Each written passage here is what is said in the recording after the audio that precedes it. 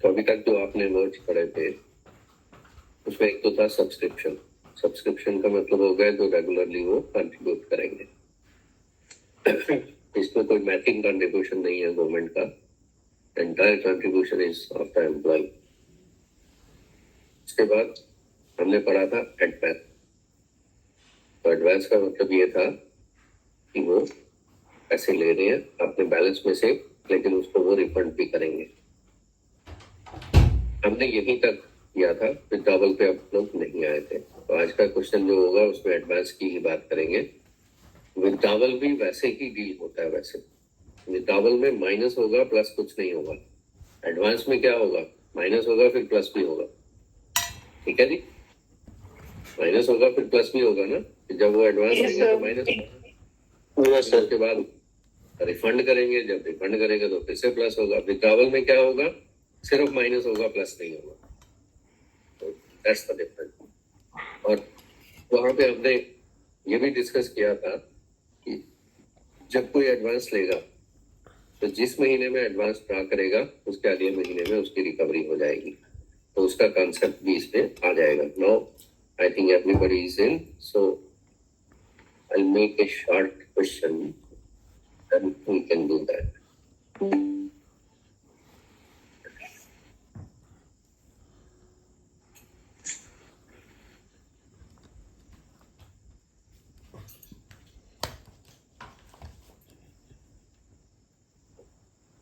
Okay.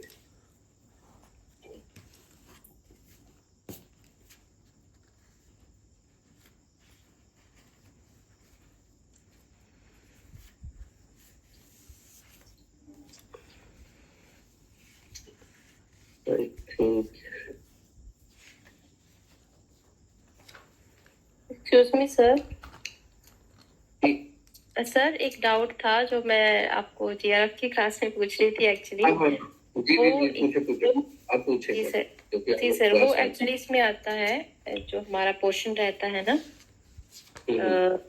Amount of subscription जो heading है हमारे नोट्स में, उसके अंडर आपने यहाँ लिखा हुआ है कि हमारे पास जो सब्सक्राइबर है, if the subscriber is on leave without pay or leave on half pay for a part of calendar month and he has elected not to subscribe during such leave, the amount of subscription payable shall be proportionate to the number of days spent on duty including leave. इसका अगर आप explain कर दें sir फिर से, तो कि जब लीव पे पर्सन जाता है तो हाँ, लीव पे जब पर्सन जाएगा तो क्या उसको आपका सब्सक्रिप्शन जो उसने लिया है वो पेड करना है? जी जी जी सर, बड़े सिंपल से वर्ड्स पे आपको एक्सप्लेन कर रहा हूँ। अगर किसी को पे मिलती है, ठीक है, अगर किसी को पे मिलती है तो सब्सक्रिप्शन चलती रहेगी। अगर पे नहीं मिलती है, पे बंद होती है तो सब्सक्रिप्शन बंद हो जाएगी। सिंपल वर्ड्स पे, ठीक है। Even in case of suspension, the person is getting subsistence allowance. In that case, क्योंकि वो subsistence allowance जो है, that is mainly meant for the family of that person. उस केस में भी सब्सक्रिप्शन को रोक दिया जाता है। हाँ, अगर वो खुद ही कहता है कि मुझे सब्सक्रिप्शन को रोकना नहीं है, उस केस में बात अलग है, लेकिन अंडर रूल हम उस समय सब्सक्रिप्शन जो है वो उसे चार्ज एक्चुअली हमने जी जब वो सस्पेंशन पीरियड से बाहर आएगा, रीस्टेटमेंट हो जाएगी, then he will get full pay. Okay, in that case he can compensate you for the shortfall. वो वन गो में भी कर सकता है, इंस्टॉलमेंट्स में भी कर सकता है। जी ठीक है। जो ईओएल लीव्स रहती है हमारी ना, ईओएल लीव्स, ये लीव विदाउट पे होती है ना, एक्स्ट्राऑर्डिनरी लीव जो रहती है हमारे पास, ये लीव विदाउट पे। और जो हाफ पे वाली होती है उसमें तो क्योंकि वो कम्यूटर के साथ मिक्स होती है तो उसमें तो हमें फुल पे मिलती है। हाफ पे में जरूरी नहीं है कि फुल पे मिले आपको, ठीक है। If you are opting for half pay leave then you will get half pay. If you are opting for commuted leave only then you will get full pay. Okay, ठीक है। उसमें डिडक्शन फिर double होती है। जी जी, उसमें deduction double हो जाती है, ठीक है। और अगर आप pay then you will get half pay. तो प्रोपोर्शनेटली होने का मतलब ये होगा कि अगर आपने हाफ पे ली है तो आपका जो सब्सक्रिप्शन है वो भी हाफ हो जाएगा उससे। ठीक ओके है? ओके। उसका और करने का ईयूएल के केस में बिल्कुल नहीं होगा। ईयूएल के केस में तो पे मिल ही नहीं रही ना आपको, this is ji without pay. जी। अच्छा। ठीक है, तो या डाइज नॉन अगर होगा you are not getting any pay. तो सिंपल वर्ड्स में ये याद रखें कि if you are getting pay then you are liable to pay the subscription. और अगर पे नहीं मिल रही है देन सब्सक्रिप्शन विल डेफर और विल स्टॉप। ओके, छोटा सा एक क्वेश्चन बना लेते हैं। स्क्रीन सबको विजिबल है? Yes, sir. Yes, sir. From following particulars of say an employee, उसमें नाम दे देते हैं उनको mister x, prepare GP fund schedule for the year हम ले लेते हैं 2024 25 ले लेते हैं। ठीक है जी। अब पर्टिकुलर्स क्या है हमारे पास तो देख लेते हैं। तो सबसे पहले तो हमारे पास होना चाहिए ओपनिंग बैलेंस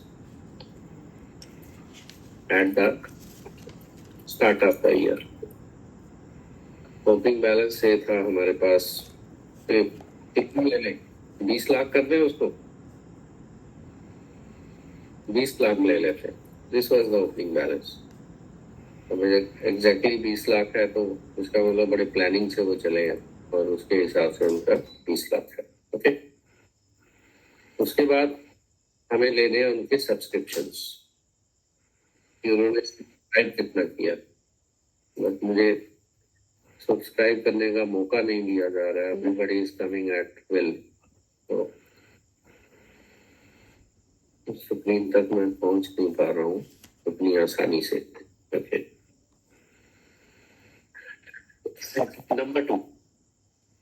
नंबर टू हम ले लेते हैं मंथली सब्सक्रिप्शन। ठीक है जी। मंथली सब्सक्रिप्शन कितनी ले लें, 10,000 ले लें? Yes, sir. 10,000 ले लेते हैं। चलो 12,000 ले लेते हैं और बढ़ा देते हैं क्योंकि 20,000 का बैलेंस है सब्सक्रिप्शन से, वो 12,000 कर रहे हैं। ठीक है, उसके बाद हम सब्सक्रिप्शन को वैसे चेंज भी कर सकते हैं। थोड़ा एक ही सब्सक्रिप्शन लें या चेंज करें? एक ही ले लेते हैं फिलहाल क्योंकि क्वेश्चन थोड़ा सिंपल रखते हैं। तो monthly subscription we are not changing, otherwise ये हो सकता है कि उन्होंने 4 महीने तक ये रखी उसके बाद चेंज भी हो गया, तो हार्डली मेक्स एनी डिफरेंस। जब हम कैलकुलेशन करेंगे तो आसानी से आपको समझ में आएगा कि सब्सक्रिप्शन अगर चेंज हो गया तो अमाउंट ही चेंज होना है और कोई फर्क नहीं पड़ेगा उसमें। एडवांस ऑफ रुपीज, अब उसमें ये रहता है कि 75%। ओके, से उन्होंने 8 लाख का एडवांस लिया। ठीक है, इन द मंथ ऑफ, हम कर लेते हैं इसमें अगस्त कर लें, अगस्त 2024 to be refunded in 8 lakh है, हम उनको कितनी किस्तें दे दें? 20 दे दें,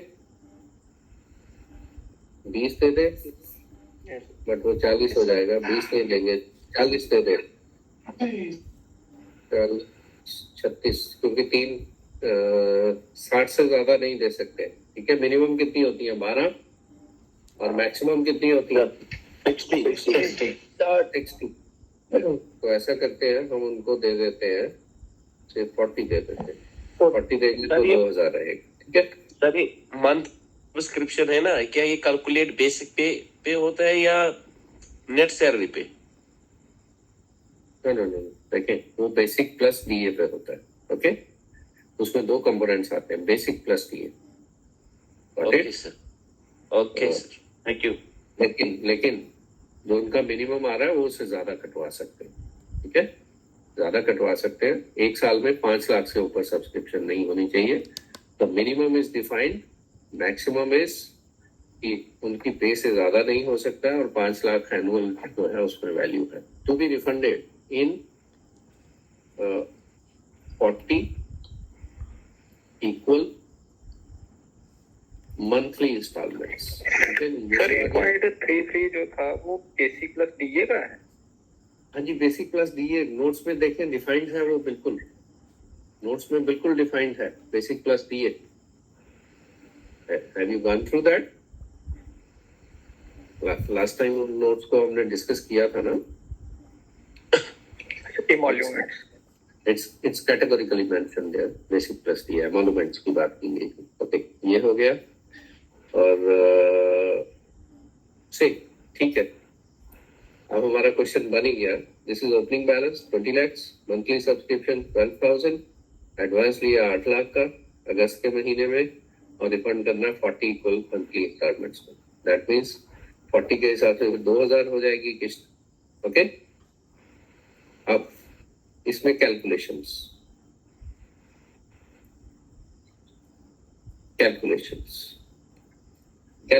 में किस तरह से हमने कॉलम्स बनाने हैं. तो जो पहला कॉलम बनेगा दैट विल बी, वो मंथ की बात करेगा, किस महीने की बात हो रही है. मंथ के बाद हो जाएगा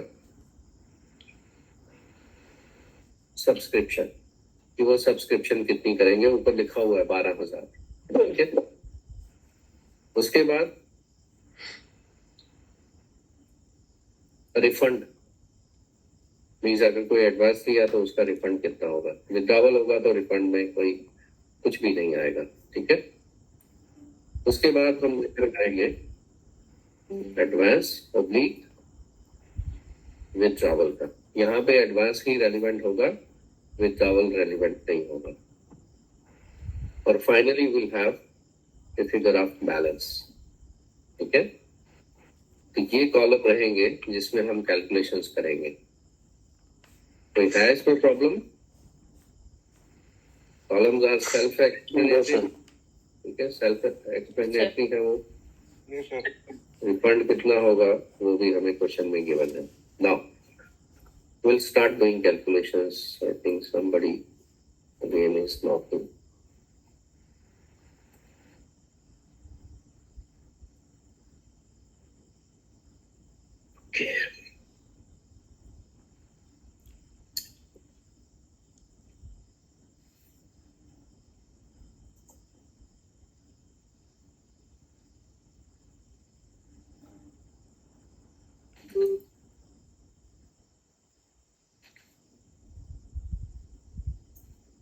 Month.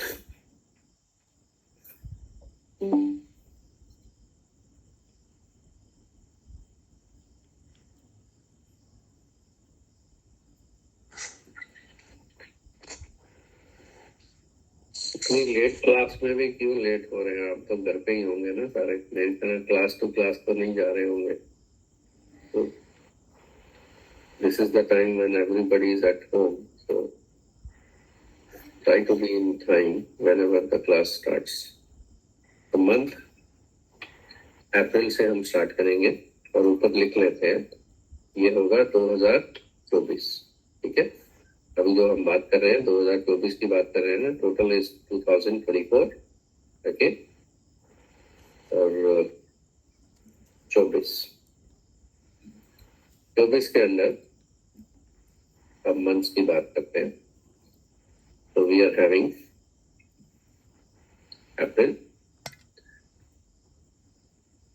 What was the subscription? Calculations में ऊपर लिख लेते हैं opening balance. Opening balance was 20 lakhs.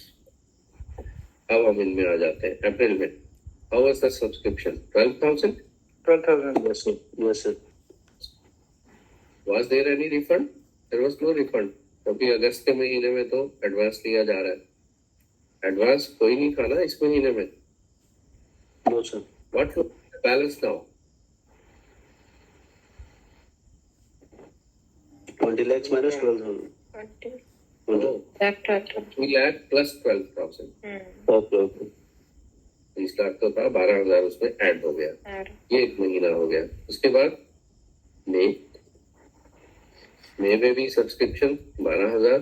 Suppose यहाँ पे वो कर देते 15,000, तो हम 15,000 ले लेते. और 12 लाख 20 लाख 12,000 में फिर 15,000 ऐड हो जाएगा. तो कोई ज्यादा प्रॉब्लम वाली वो भी बात नहीं है. ठीक है, तो सब्सक्रिप्शन चेंज भी हो रही है. hardly makes any difference. Calculations we can make in all the situations. Okay, so there is no refund even in this month. There is no advance here. What is the balance now? 20 lakh 24 months. 20,000. उसके बाद हम आते हैं जून में. जून में भी same सब है. There is no refund. Advance भी नहीं है यहाँ तक कोई. अब कितना हो गया? 20-36. Yes, sir. अब आते हैं जुलाई में. तो जुलाई में it was 12,000. There is no refund. No advance. No advance. 48. हो जाएगा 48. 48,000. 48. Now we come to August. अगस्त में भी 12,000 जो है रिफंड यहाँ पे कुछ नहीं है, लेकिन ऊपर लिखा हुआ है कि अगस्त के महीने में उन्होंने 8 लाख का एडवांस 8 lakh. आ जाएगा. Now what will be the closing balance? 20,48,000. उसमें 20,48,000 में ऐड हो जाएगा 12,000, लेकिन साथ ही साथ माइनस होगा 8 लाख. तो क्लोजिंग बैलेंस कितना रह गया उनका? 12 लाख 60,000. 12,48,000 में 12,000 को ऐड किया तो बन गया 12,60,000. 20 लाख 60,000. जी 20,60,000 हो गया, और उसमें से 8 लाख को माइनस किया तो 12,60,000 हो गए. Okay, clear? Yes, sir. उसके बाद है सितंबर. सितंबर में अगेन 12,000 तो सब्सक्रिप्शन है ही है. अब यहाँ पे अगर 8 लाख का किसी ने एडवांस दिया अगस्त में, तो किस्त कब से स्टार्ट होती है? अगले महीने से स्टार्ट होती है ना. सितंबर से. Yes sir. तो इसका मतलब रिफंड यहाँ पे 2,000 शुरू हो जाएगा. ओके, एडवांस जो है वो कोई नहीं है. अब हमारे पास 12,60,000 में 14,000 ऐड हो जाएगा इस बार. या 12 वो और 2,000, तो कितना हो गया? 12,72,000. अरे 20 रहा तो नहीं है.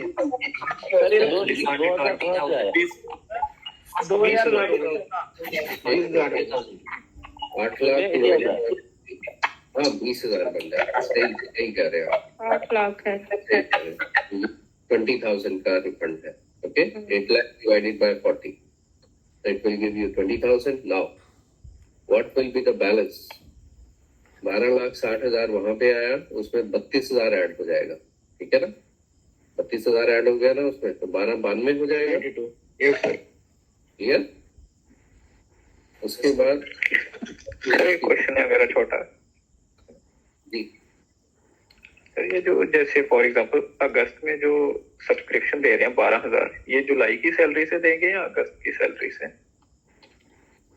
देखिए, अगर आप सैलरीज को उस तरह से लिंक करोगे तो समझने में प्रॉब्लम आएगी.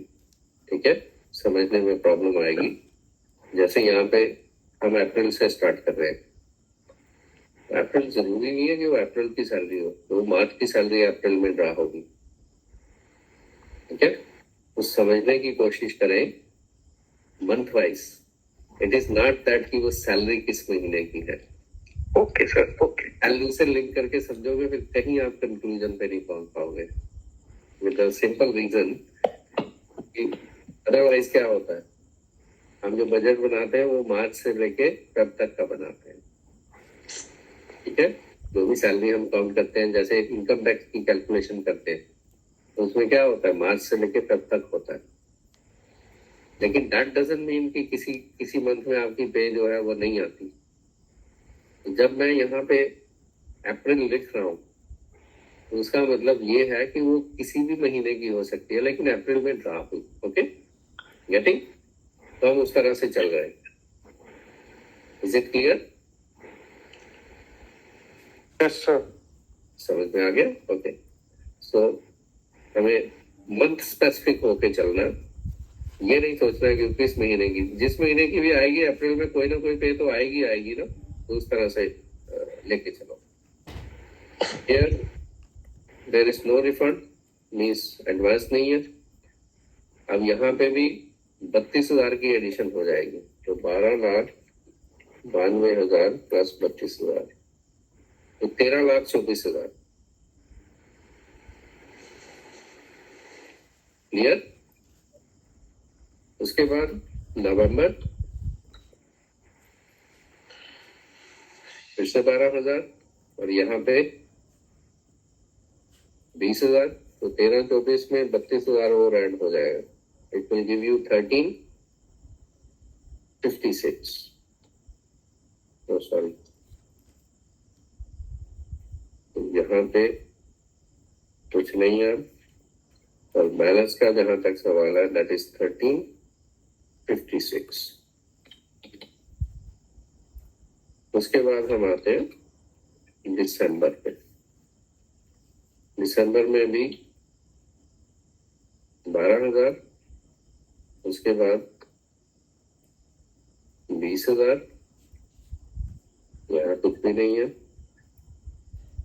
अब 1356 में 32,000 की एडिशन और हो जाएगी, तो वह बन गया 1388। अब आपको समझ में आ रहा है कि कोई इंटरेस्ट हम चार्ज नहीं करते हैं, लेकिन आप देखें बैलेंस तो कम हो रहा है ना। अब इंटरेस्ट जो मिलेगा वो कम बैलेंस मिलेगा, तो इंटरेस्ट चार्ज होने वाली बात नहीं है, इंटरेस्ट लूज करने वाली बात जरूर है यहाँ पे। सर जो ये बैलेंस है इसमें जो हमें इंटरेस्ट मिलता है वो भी है तो या जो अपना पैसा खाली वही है बैलेंस? आप ये 20,000 की बात कर रहे हैं? सर जो बैलेंस है बैलेंस अभी हमने एंड वाला बैलेंस कैलकुलेट नहीं किया, just wait for the year to end. Okay, okay year end होने की बात तक पहुंचे ना, फिर अपने आप बैलेंस आपको समझ में आएगा कि इंटरेस्ट कैसे उसमें ऐड होगा। Now we are into 2025। अब 2025 शुरू हो जाएगा ना, ठीक है। तो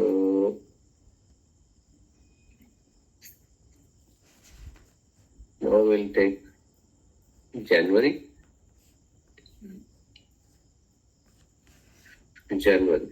again 12,000, 20,000, तो उसके बाद जो बैलेंस होगा 1388 प्लस 32, 1420।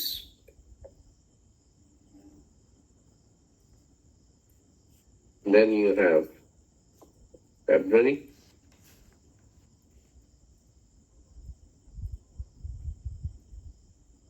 $20,000,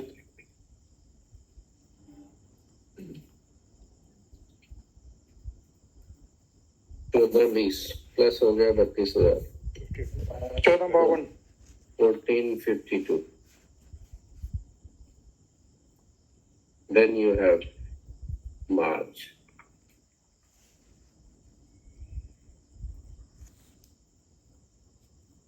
$20,000.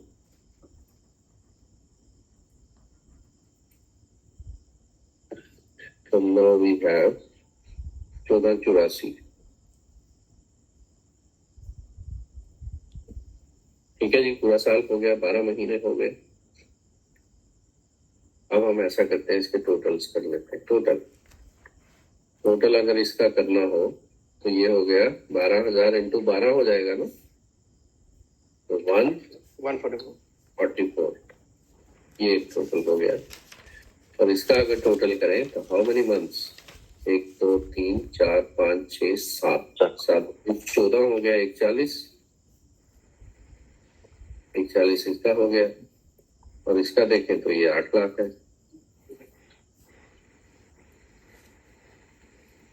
अब यहाँ पे हमने टोटल करना है, ये जो बैलेंसेस है इनका सबका टोटल करना, ओके, इन बैलेंसेस का सबका टोटल करना है। तो 20,12,000 एक हो गया, उसके बाद 20,24,000 हो गया, उसके बाद 20,36,000 हो गया, then you have 20,48,000, उसके बाद है 12,60, उसके बाद है 12,92, then you have 13,24, उसके बाद है 13,6, okay, उसके बाद है 13,88, उसके बाद है 14,20, उसके बाद है 14,52 और उसके बाद है 14,84। इसका टोटल आ रहा है 190,96,000, ओके, 190,96, 10,000 लाख 10 लाख करोड़ समझ में आ गया? करोड़ नमत लाख नमत सरस ये समझ में आ गया? Yes sir. तो 1,90,96,000। अब हमने कैलकुलेशन करनी है इंटरेस्ट की। इंटरेस्ट का जो रेट है इस समय वो है 7.1%। ठीक, यहाँ पे लिख भी देता हूँ, रेट ऑफ इंटरेस्ट जो है दैट इज 7.1% पर एनम। ये आज की डेट में एग्जिस्ट कर रहा है, बड़ी देर से इतना ही रेट है। हमने 8.5 भी देखा हुआ, हमने 9 भी देखा हुआ, ठीक है, but now it is 7.1 for so long. 7.1% का इंटरेस्ट है। Now how to calculate that interest? उसमें सम ऑफ बैलेंसेस मेथड जो है वो यूज करेंगे। साइंटिफिक मेथड है, पैन इंडिया ग्लोबली एक्सेप्टेबल है, वेरी साइंटिफिक मेथड। उसमें सम ऑफ बैलेंसेस ये यूज होगा इनटू रेट अपॉन 100 होगा इनटू 1/12 होगा। Sum of balances into rate of interest whatsoever into 1/12। अब sum of balances कितने आए थे? 190 1 crore 0 into what was the rate? It was 7.1 divided by 100 into क्या हो जाएगा? 1/12। अब इसको सॉल्व करके देखते हैं कितना आ रहा है। So it is into 7.1% divided by 12। ये आ रहा है जी 112,985, राउंड करेंगे तो 112,985, 84.66 आ रहा था, तो हमने उसको राउंड कर दिया 1,12,985। अब ये फॉर्मूला सबको समझ में आ रहा है, व्हाई वी आर डूइंग 1/12। ठीक है, मैथमेटिकल फॉर्मूला है, 1/12 से हम उसको मल्टीप्लाई कर रहे हैं। उसके पीछे रीजन ये है, ये जो जितने भी बैलेंसेस हैं, जो भी बैलेंसेस हमने ऐड अप किए वो क्यूमुलेटिव बैलेंसेस है ना? Yes sir. क्यूमुलेटिव बैलेंसेस हैं, ना कि वो उस महीने की एडिशन को दर्शा रहे हैं अलग से। अगर इस महीने की एडिशन को देखा जाए तो वो तो 12,000 ही था, लेकिन हमने 20,12,000 काउंट किया इंटरेस्ट कैलकुलेशन के लिए। यहाँ पे 12,000 की एडिशन थी, ठीक है। तो हमने यहाँ पे भी 20,24,000 लिया। अब जब 20,24,000 में यहाँ पे ले रहा हूँ तो इसमें 20,12 ये भी इंक्लूडेड है ना, जो पिछले महीने का था। Yes sir. इसका मतलब बैलेंस में दो बार काउंट कर रहा हूँ। फिर 12,20,000 यहाँ भी काउंट हुआ, उसके नीचे वाले महीने में भी काउंट होगा वो। जब मैं 12,36 लिख रहा हूँ उसमें 12 ये 20,24 भी है, 20,12 भी है, दोनों ही तो है। तो ये क्यूमुलेटिव बैलेंसेस है। जहां पे भी क्यूमुलेटिव बैलेंसेस यूज होंगे उसको स्मूदन करने के लिए हमेशा 1/12 मल्टीप्लाई होता है। वो रूल बहुत जगह हम अप्लाई करते हैं। हर जगह जैसे क्यूमुलेटिव बैलेंसेस आएंगे ना, उसमें अगर इंटरेस्ट की कैलकुलेशन करनी होगी तो फिर उसमें 1/12 करना पड़ेगा। इसलिए करना पड़ेगा क्योंकि ये जो 12 महीने में हमने बैलेंस को 12 बार रिपीट कर दिया एक बैलेंस को। अगर 20 लाख को सोचा जाए तो 20 लाख तो एंड तक काउंट हो रहा है ना। फिर हर महीने में 20 लाख की एडिशन तो है ही है ना इनबिल्ट। सपोज किया ये एडवांस नहीं लिया होता उन्होंने, यहाँ पे तो कम हो रहा है, एडवांस नहीं लिया होता तो 20 लाख तो 12 बार काउंट हुआ होता। और ये यहाँ पे भी जो 12,60,000 है, जब 12,92 आप यहाँ पे कर रहे हैं तो 12,60 तो इसमें इंक्लूडेड है ना 12,92 में। जब इसको 13,24 हम यहाँ पे ले रहे हैं तो 12,92 इसमें इंक्लूडेड है ना। तो इसका मतलब एक फिगर जो है वो 12 बार रिपीट हो रही है। Are you getting? Yes sir. तो इसलिए एज ए स्टैंडर्ड मैथमेटिकली हमेशा उसको 1/12 से मल्टीप्लाई किया जाता है। जैसे सपोज किया हम लोग कई बार कैलकुलेशन किया करते थे कि किसी पार्टी ने से रेंट पे करना है और उनका रेंट का जो अमाउंट है वो है 10,000 और वो पार्टी जो है वो डिफॉल्ट करते जा रही है। They are not paying it. Rent is payable on the first day of the month. तो अगर हम पहले महीने का लेंगे तो 10,000 आएगा जहां से डिफॉल्ट शुरू हुआ। फिर दूसरे साल में 10,000 और ऐड होगा तो हम बैलेंस उसको 20,000 लेंगे। लेकिन ये 20,000 ऊपर वाला 10 भी तो इंक्लूड करके चल रहा है ना। उसके बाद तीसरे महीने में 10,000 की और एडिशन होगी, वो 30,000 हो गया। लेकिन इस 30,000 में ऊपर वाला 20,000 भी तो है, ऊपर वाले 20,000 में उससे पीछे वाला 10,000 भी है। तो से डिफॉल्ट का जो इंटरेस्ट है उनको लगता है 10%।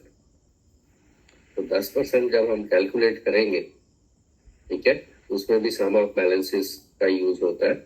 इंटू 10/100 होगा, लेकिन इंटू 1/12 भी हो जाएगा।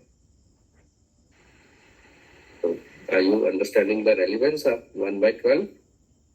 Yes sir. अब जहां पे भी क्यूमुलेटिव बैलेंसेस का सम आप लेंगे, ठीक है, उस केस में अदरवाइज क्या होना था अगर आइसोलेशन में करना हो तो 20 लाख पे पूरे साल का इंटरेस्ट होगा। पूरे साल का भी नहीं होगा जब तक 8 लाख वापिस नहीं गया। इस 12,000 पे 11 महीने का इंटरेस्ट मिलेगा, इस पे 10 महीने का। लेकिन वो कैलकुलेशन बहुत टीडियस हो जाती है। तो साइंटिफिक फॉर्मूला जो मतलब अंडरस्टैंडेबल फॉर्मूला है और सारी सिचुएशंस में अप्लाई होने वाला है, दैट इज दिस वन। तो सर क्या हम दूसरा मेथड हम करने वाले हैं सर, जिसमें हम मंथली निकल सर एक्चुअली मैम ने मीरा मैम ने हमें क्लास में बताया था कि अगर हम ये वाला मेथड यूज कर माना जाएगा। और दूसरी बात ये भी उन्होंने बताई कि ये गलत माना जाएगा। सेक वन अगर हम ऐसा ये मेथड यूज करेंगे तो ये गलत माना जाता है वहां पे। और दूसरी बात ये कि अगर हम दोनों मेथड करेंगे तो इसमें वेरिएशन भी आती है, मतलब सेम कैलकुलेशन नहीं मिलती है हमें।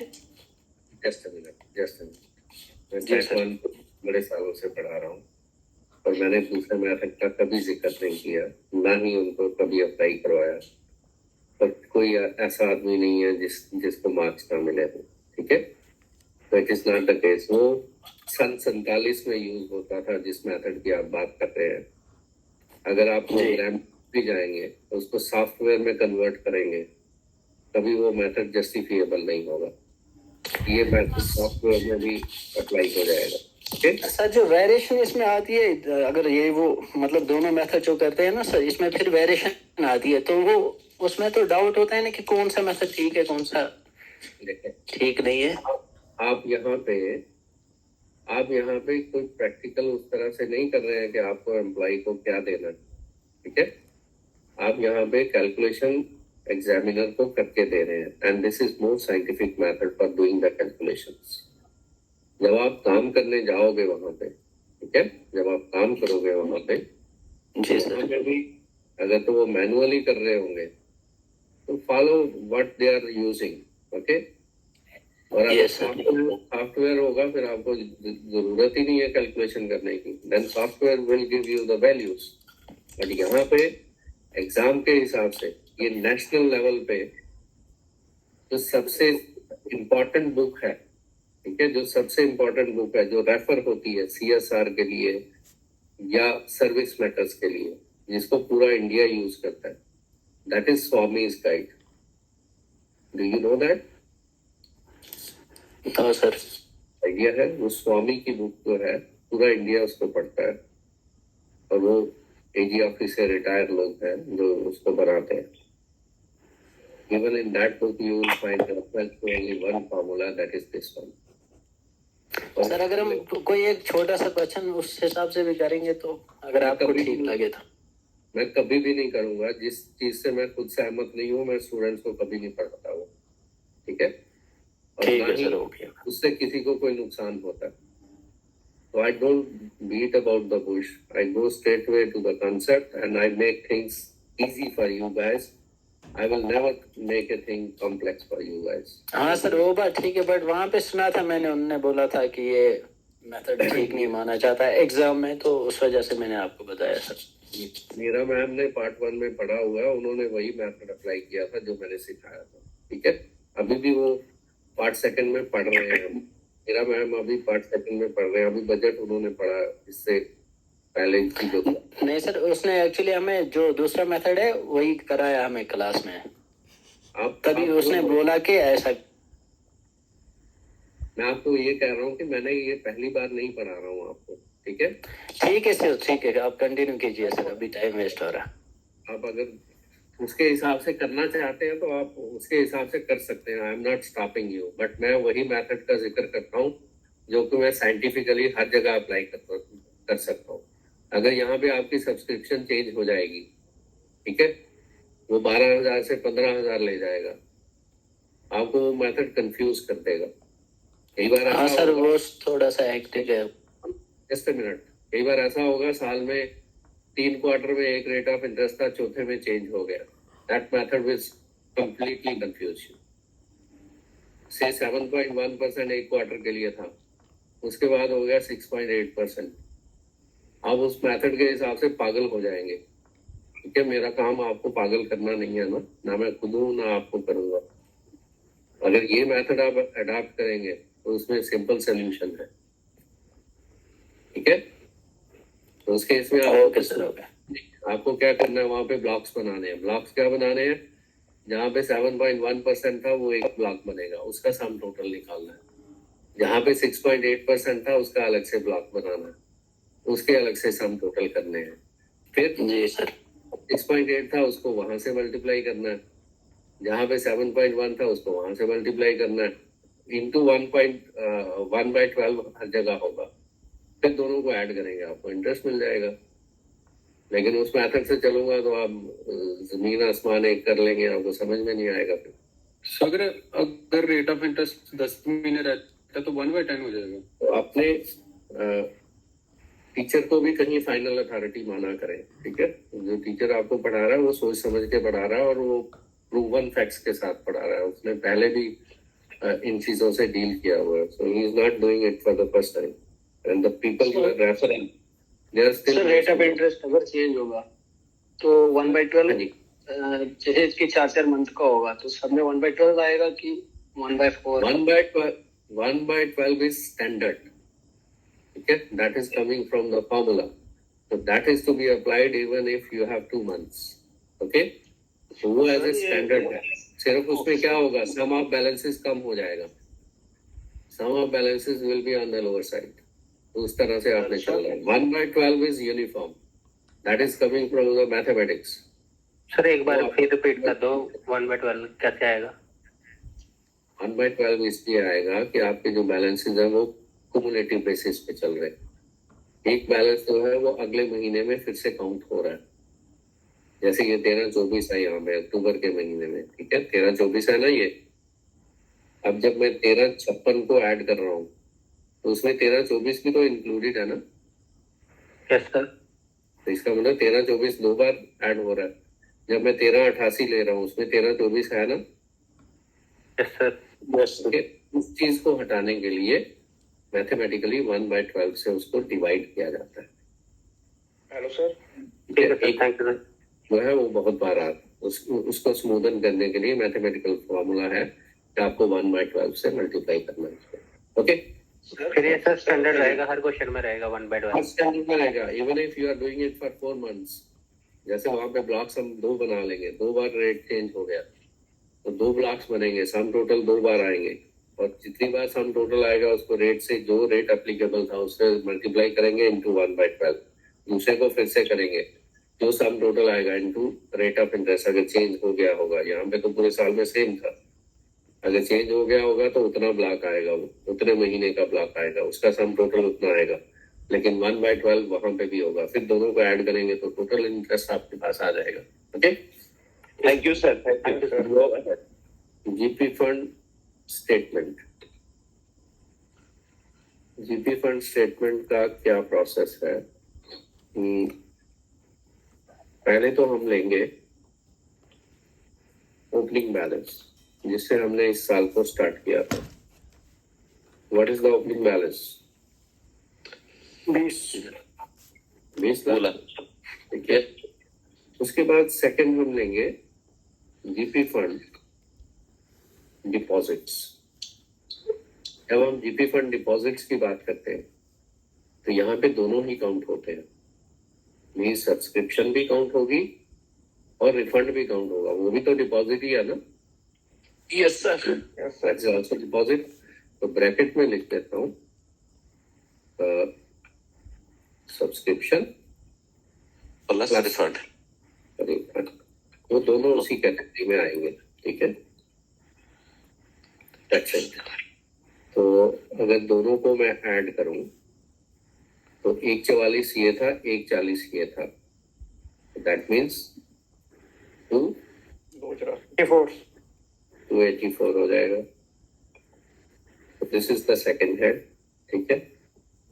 उसके बाद इसमें ऐड होएगा, पहले हम सारे एडिशंस की बात करेंगे और इसमें क्या ऐड होगा? इसमें इंटरेस्ट। इंटरेस्ट जो आ गया वो आ गया 1,12,985, ठीक है। नंबर 4 अब सब्ट्रैक्शन स्टार्ट हो जाएंगी। Subtraction is always on count of advance और विथड्रॉवल, लेकिन यहाँ पे विथड्रॉवल जो है वो रेलिवेंट नहीं है, तो हम सिर्फ एडवांस ही लेंगे। एडवांस 8 लाख,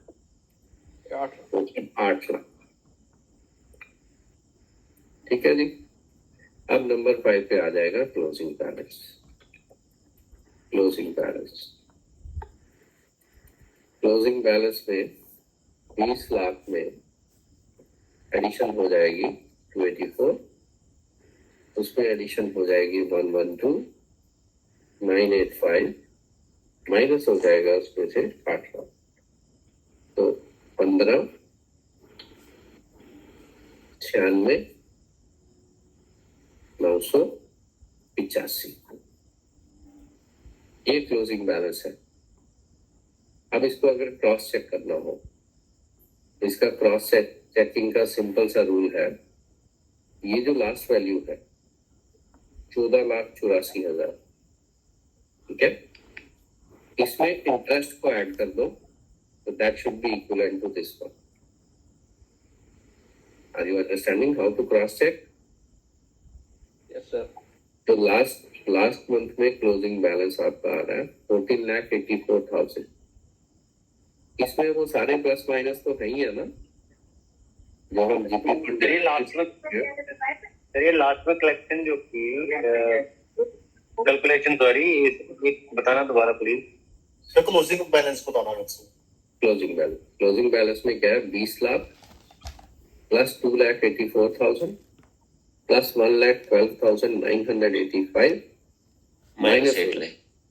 ठीक है, ये जो नंबर 3 तक सारी एडिशन है ना, और नंबर 4 में सब्ट्रैक्शन है, वो सब्ट्रैक्शन कर लिए हमने, तो this is closing balance. How to cross check, ये लास्ट वाला 1484 उसमें 1,12,985 ऐड कर दो, you will find the same figure. तो वो एक क्रॉस चेकिंग का वे है, इसको क्रॉस चेक कर सकते हैं। Is it okay? Yes sir. Yes sir. अब कैलकुलेशन में जैसे मैंने आपको बोला, वैरायटी हो सकती है। कई बार ऐसा हो सकता है कि वो आदमी रिटायर हो रहा है, ठीक है, सपोज किया ये आदमी रिटायर होता और इसका एडवांस क्योंकि पहले वापस हो जाना था, तो say the person is retiring in the month of December, दिसंबर के महीने में रिटायर हो रहे हैं, तो फिर लास्ट वाले 3 मंथ्स में सब्सक्रिप्शन नहीं देना ना, फिर अक्टूबर नवंबर और दिसंबर का सब्सक्रिप्शन नहीं होगा, फिर सितंबर तक जो बैलेंस होगा, जैसे सपोज किया ये है 12,92,000, तो 12,92,000 अक्टूबर में भी रिपीट होगा, नवंबर में भी रिपीट होगा, दिसंबर में भी रिपीट होगा for calculation of interest. Are you understanding what I am saying? Yes sir. अगर वो दिसंबर में रिटायर हो रहा है सपोज, तो इसका मतलब अक्टूबर नवंबर और दिसंबर लास्ट के 3 मंथ्स में सब्सक्रिप्शन नहीं लेनी ना। यस तो सर। जो सितंबर के लास्ट में उनका बैलेंस होगा, वो इंटरेस्ट के लिए तो काउंट करना है ना, इंटरेस्ट तो उनको दिसंबर तक देना है। तो फिर क्या होगा, 12,92,000 यहाँ भी रिपीट होगा, यहाँ भी रिपीट होगा, यहाँ भी रिपीट होगा, और दिसंबर के बाद कोई कैलकुलेशन नहीं होगी। दिसंबर तक हमने टोटल कर लेना, और जो भी टोटल आएगा तो हमने रेट ऑफ इंटरेस्ट से मल्टीप्लाई करना है और उसको 1/12 से मल्टीप्लाई करना है। That's it. So this formula is applicable everywhere. Sometimes interest may change. Interest change होगा तो फिर blocks में convert कर लेना। जहाँ पे एक rate of interest था, वो एक block हो जाएगा। जहाँ पे rate of interest लेना, हाँ जी, लास्ट के 3 मंथ में जो इंटरेस्ट लेना हमने, वो डिवाइड करना हमने 12 से। नहीं 12 से डिवाइड नहीं, डिवाइड तो एंड में करना है। मैं ये कह रहा हूँ कि आपको कैलकुलेशन कहाँ तक करनी है। जैसे सर इसमें 1,12,985 आएगा, इसमें इसको हम डिवाइड करेंगे 12 से, 1 मंथ का हो जाएगा, फिर उसको लास्ट के 3 मंथ होंगे, उसमें मतलब देना है उसको फिर अक्टूबर नवंबर दिसंबर में। वही मैं कह रहा हूँ कि जैसे यहाँ पे 12,92,000 सितंबर का बैलेंस है ना, ठीक है, अक्टूबर में कोई सब्सक्रिप्शन नहीं होगी, कोई रिफंड नहीं होगा, तो 12,92,000 का बैलेंस इंटैक्ट रहा ना अक्टूबर के लिए भी, ठीक है। 12,92,000 का जो बैलेंस है वो नवंबर के लिए भी इंटैक्ट रहा, तो यहाँ भी आपने 12,92 ही लिखना, दिसंबर में भी 12,92,000 लिखना, और फिर जो कैलकुलेशन करनी है सम ऑफ बैलेंसेस की, वो आपको दिसंबर करनी है, फिर जनवरी में जाओगे ही नहीं आप। यहाँ तक जो सम ऑफ बैलेंसेस बनेगा उस पे रेट ऑफ इंटरेस्ट लगाना है, उसको 1/12 से डिवाइड और मल्टीप्लाई करना, that's it. Okay, thank you. तो इस फॉर्मूले में आपको हर चीज का सोल्यूशन मिल जाएगा। Even if rate of interest is changing, you can calculate that very easily. Sir bank भी मोर और लेस ये फॉर्मूला इस्तेमाल करता है सर सेविंग्स अकाउंट पे इंटरेस्ट देने के लिए। ये पूरे वर्ल्ड में यूज होता है, it's not restricted to a single bank, this is used pan India, this is used globally. This is the most scientific method which is converted into software as well. ठीक है, मैंने interest calculation का एक software बनाया था अपनी organisation में, क्योंकि हर कोई अपने हिसाब से इंटरेस्ट कैलकुलेशन करता था वहां पे, और उसमें पार्टी के साथ मिलके कम ज्यादा भी हो जाता था जब वो मैनुअली करते थे। Then we made a software, I was having a programmer, मैंने उनको फॉर्मूला दिया था, उसके हिसाब से ही made a interest calculation software. तो फिर कोई उसको फर्ज कर ही नहीं सकता था, तो उसमें भी फॉर्मूला इसी तरह से यूज हुआ था, क्योंकि वहां पे रेंट का एक्यूमुलेशन होता था। तो डिफॉल्ट पे हमने कैलकुलेशन करनी होती थी इंटरेस्ट की। जहां तो इंटरेस्ट दे रहे हैं ना, कई बार इंटरेस्ट चार्ज भी करना होता है, तो उसके लिए भी यही फॉर्मूला यूज होता है। तो I think everybody should be clear about the calculations. अब आप स्क्रीनशॉट ले लें इसके, फिर हम वाइंड अप करते हैं आज के लिए। Yes sir, screenshot. सर जो रिफंड की इंस्टॉलमेंट है वो बढ़ा या कम कर सकते हैं इसको? रिफंड के इंस्टॉलमेंट को बढ़ा कम सकते हैं? जी जी। उसमें ये है कि जो आपकी फिक्स हुई है उससे कम तो आप जा नहीं सकते, ठीक है? उससे कम तो आप नहीं जा सकते हैं, बढ़ा सकते हैं, उसको बढ़ा सकते हैं if you are willing for that. But उसके लिए फिर वही है, क्योंकि आपकी सैंक्शन में लिखा होगा, आपकी सैंक्शन में लिखा होगा कि इसी हिसाब से होगा। तो जो आपका वो डील करने वाला है, तो ही विल आस्क यू कि आप अपनी सैंक्शन को रिवाइज करवाएं थे, तो वो थोड़ा सा प्रोसीजरली प्रॉब्लम हो जाएगी। क्योंकि सब्सक्रिप्शन के लिए तो क्लियर कट है कि सब्सक्रिप्शन आप बढ़ा सकते हैं, बट रिफंड क्योंकि एक सैंक्शन के तहत हो रहा है, ठीक है ना, उसका सैंक्शन हुआ था ना आपका, और उसमें रिफंड का अमाउंट जो है फिक्स हुआ था। देन थोड़ा सा प्रोसीजरली आपको फिर सैंक्शन को भी चेंज करवाना पड़ेगा। सर ऊपर कीजिए तो दो सर ऊपर के पेज पहले से एक बार। जी जरूर जरूर। Sir rate of interest RBI change करता है या कैसे, मतलब इसका क्या क्राइटेरिया? इसमें क्या होता है, जीपी फंड के ये ट्रस्ट है बेसिकली, ठीक है? जीपी फंड जो है एक ट्रस्ट है, और ट्रस्ट के जो मेंबर्स हैं वो बैठ के डिसाइड करते हैं कि इसका रेट ऑफ इंटरेस्ट क्या होगा। हर क्वार्टर का फिर रेट ऑफ इंटरेस्ट जो है वो प्रेस्क्राइब होता है, फिर उसका गवर्नमेंट ऑर्डर होता है, ठीक है? बस पेज तो छूट रहा है सबका बार बार। Taken? Yes sir. Yes sir. तो उसके बाद उनकी रिकमेंडेशन पे फिर गवर्नमेंट उसको नोटिफाई करती है हर क्वार्टर के लिए। तो सर सर, मॉनेटरी पॉलिसी को कोई फर्क नहीं पड़ता इसमें फिर? हाँ जी सर मॉनेटरी पॉलिसी का फिर कोई फर्क नहीं पड़ता इसमें, मतलब आरबीआई की कुछ ऐसे किसी को लिंक में? मॉनेटरी पॉलिसी को ध्यान में रखा जाता है, ठीक है? तभी तो मैं कह रहा हूँ 8.5 हुआ करता था, नाउ इट इज 7.1, ओके? तो उसको तो ध्यान में रखा जाए। नॉर्मली जो पीपी फंड का रेट है वो भी सेम ही रहता है, ठीक है? पीपी फंड और जीपी फंड का एक ही रेट ऑफ इंटरेस्ट होता है। तो नॉर्मली मॉनेटरी पॉलिसी का रोल तो है ही है। अगर रेट ऑफ इंटरेस्ट स्लैश हो जाएंगे तो इस पे भी स्लैश हो जाएगा, क्योंकि गवर्नमेंट गैप फंडिंग नहीं कर सकती ना उतना, गवर्नमेंट के पास उतनी रिटर्न है नहीं, and government is giving you huge interest. तो वो चीजें तो कंसिडर होती हैं जब वो फैसला लेते हैं ट्रस्टी उसके, तो वो सारी चीजें कंसिडर करते हैं। लेकिन आप बोलेंगे आरबीआई उनको डायरेक्ट करता कि आप इतना कर दो, that is not the case, okay?